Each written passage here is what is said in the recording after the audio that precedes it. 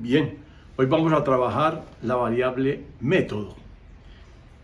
Al igual que la variable máquina está exclusivamente referida al organismo, la variable método está exclusivamente dirigida a la mente. La clave de todo el funcionamiento metódico de la mente reside en la atención, una atención siempre focalizada y definitivamente continuada. Además de la atención, está la administración del tiempo.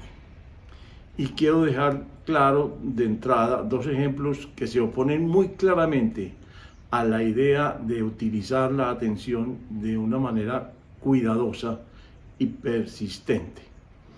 Y es esto: imagínense una persona mirando un cuadro en un museo importante, como decir el Louvre. Esa persona, en lugar de detenerse en el cuadro concreto, detallar bien qué hay arriba, qué hay abajo, cuál es el contexto, cuáles son los personajes, digamos, protagonistas, qué es lo que la escena está representando y diciendo, cuál es el sentido social o cultural o artístico de la gente o de las personas o de las cosas que están allí siendo representadas. Y que mientras que en lugar de hacer eso, de tener su atención detallada en la composición del cuadro, esté simplemente pensando cuándo será que paso a la siguiente sala. Entonces su atención es totalmente volátil porque está siempre pensando qué sigue. De igual manera se opone a la administración del tiempo correcta en el método el hecho de engatusarse, por ejemplo, en alguna percepción o en alguna actividad con el propósito básico de no pasar a la siguiente, o sea, de hacer una evitación. Entonces, de lado y lado, tanto el no centrarse aquí y ahora, como el centrarse en otra cosa para no dirigir su atención a lo que a la realidad que debe atender, son dos extremos que se oponen a la administración del tiempo según la metodología que vamos a insinuar. La metodología o el método tiene que ver con todas y cada una de las variables del proceso, desde las entradas al proceso hasta las salidas, con todas y cada una.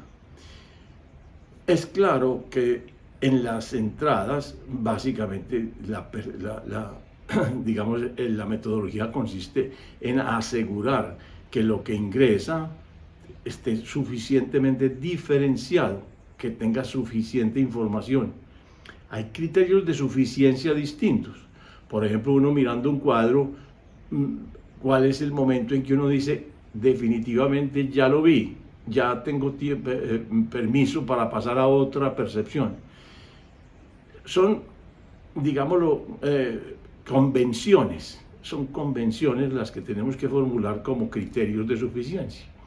Puede que uno diga, no, con el hecho de que yo sea capaz de describir el cuadro, de suerte que sea reconocible por cualquier otra persona a la luz de esa descripción que yo le hago, con eso es suficiente, por decir alguna cosa. Ese puede ser un criterio.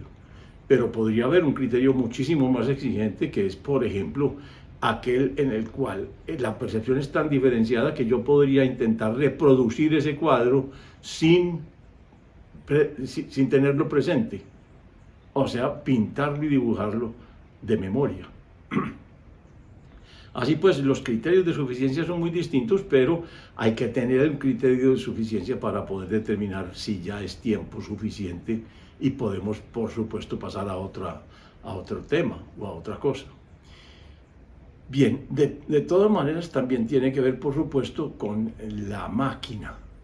¿Por qué? Porque de todas maneras hemos visto que la máquina depende de la actividad mental para que desarrolle el máximo posible de conexiones neuronales entre las distintas áreas. De otro lado, tiene que ver con el medio ambiente. Y aquí, muy especialmente, buscando la mayor capacidad adaptativa del ser, en este caso del organismo. ¿Por qué? Porque, por ejemplo, en el clima frío básicamente no estamos orientándonos a obtener de una vez una compensación al frío, como por ejemplo abrigándonos, sino que en lo posible, si fuera la mente atenta a la adaptación, estaría exigiéndole al cuerpo que tenga capacidad cada vez más de adaptarse al frío continuo y cada vez más intenso. Y lo mismo al calor, lo mismo al calor. ¿Por qué? Porque nosotros en realidad podríamos, y de hecho lo hacemos muchas veces, simplemente compensar el calor o el frío con abrigo o con, digamos, aire acondicionado o ventilación. Pero cuando nosotros nos proponemos mejorar la capacidad adaptativa, así como nos proponemos mejorar nuestra capacidad de mantener la mente abierta y nuestra capacidad de negociación en general, la capacidad de asumir posiciones comprensivas, de posiciones disímiles, diferentes. Lo mismo tiene que ver, por supuesto, con la medición. Ahora sí, la parte más importante es entender que el método lo que busca es asegurar las salidas, pero básicamente las salidas de la mente, sin excluir, por supuesto, las acciones y las posturas que son salidas del cuerpo, pero orientadas normalmente por la mente, sobre todo cuando son el resultado de un proceso deliberado. Cuando son resultados de automatismos, no, porque en ese caso está, digámoslo así, divorciado el funcionamiento orgánico del funcionamiento mental. Pero entonces tendremos que tener presente que las salidas de la mente son percepciones, visiones realizadas a través de la imaginación, emociones y sentimientos, que es la vida afectiva, y por supuesto pensamientos. Están incluidas también las sensaciones, que son percepciones puntuales, tal vez sin el contexto significativo que tiene una percepción, pero que también se presta a una detección por parte de la persona atenta. Entonces el método en general se relaciona con dos objetivos fundamentales: la vigilancia de las salidas, de la calidad en las salidas, sea en los productos de la mente, y la vigilancia de las etapas y de los procesos intermedios que inciden en la formación de dichas salidas. Básicamente son la atención a los resultados y la atención al proceso. Esas son las dos claves. En general, el método diríamos que es la manera de vivir, la manera de encarar el crecimiento, la manera de encarar el desarrollo, la manera de encarar el relacionamiento con el medio, el relacionamiento con el entorno, con otras personas, con el universo en última instancia. Entonces el método es, así como en la calidad, en el movimiento general de la calidad, es lo más importante en las empresas dedicadas al servicio.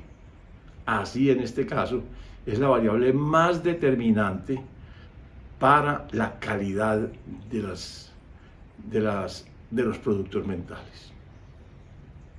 Por supuesto, si nosotros nos detenemos también en la medición, pues deberíamos contemplar otra vez criterios convencionales, porque ¿cuál es la calidad de una percepción? ¿Cuál es la calidad de un plan formado a través de la imaginación?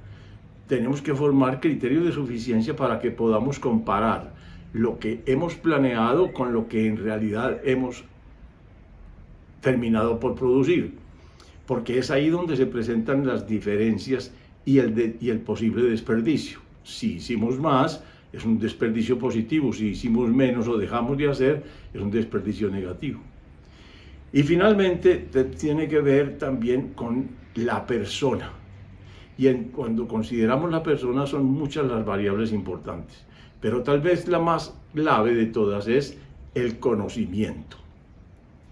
O sea, cuáles son los conocimientos que una determinada elaboración de una percepción o la determinada concepción de un plan requieren para que ese plan sea bien concebido, tenga las etapas bien definidas, pueda ser claramente evaluado durante la marcha, mientras está produciendo, y una vez terminado, comparado entre el resultado inicial y el resultado final.